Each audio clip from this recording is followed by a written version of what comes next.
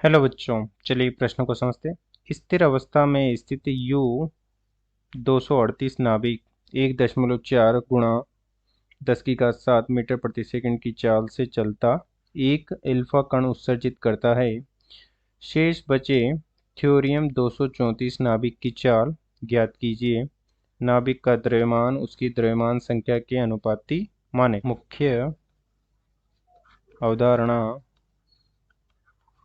में हम देख सकते हैं कि माना कि कोई m द्रव्यमान का कण है और इसका वेग u है और कुछ समय बाद यह दो कणों में विभक्त हो जाता है। माना कि ये m1 कण में विभक्त हो जाता है जिसका कि वेग u1 होगा तथा ये दूसरे कण m2 में विभक्त हो जाता है जिसका वेग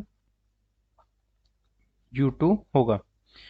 तो यहाँ भी हम देख सकते हैं कि चूंकि ये आंतरिक बलों के कारण दो भागों में विभक्त हुआ है तो इस स्थिति में भी परिणामी बाह्य बल शून्य है, तो संवेग का संरक्षण हो जाएगा। संवेग संरक्षण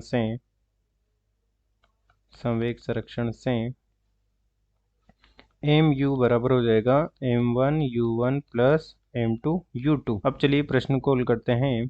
प्रश्न में दिया गया है कि एक यूरेनियम अर्थात U 238 है जिससे कि एक अल्फा कण उत्सर्जित हो रहा है।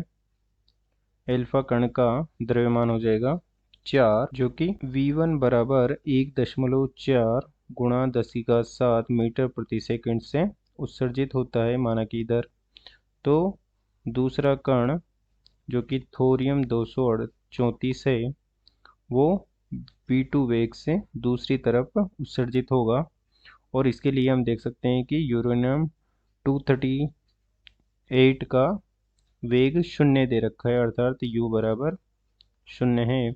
तो संवेग संरक्षण से हम लिख सकते हैं कि 238 क्योंकि यहाँ हमें द्रव्यमान संख्या के बराबर लेना है तो यूरेनियम 238 गुणा 0 बराबर हो जाएगा 4 गुणा 1.4 गुणा 10 की घात 7 प्लस हो जाएगा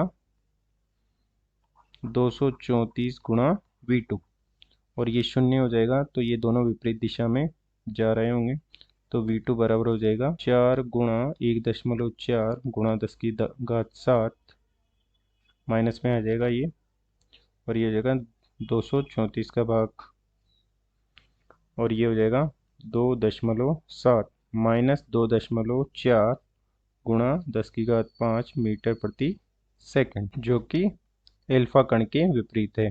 यह माइनस लग रहा है, इसका मतलब है चूंकि हमने अल्फा कण की दिशा को पॉजिटिव माना है तो ये या तो ये v2 बराबर हो जाएगा माइनस 2 गुणा 10 की घात 5 या हो जाएगा 2.4 गुणा 10 की घात 5 मीटर प्रति सेकंड अल्फा कण के विपरीत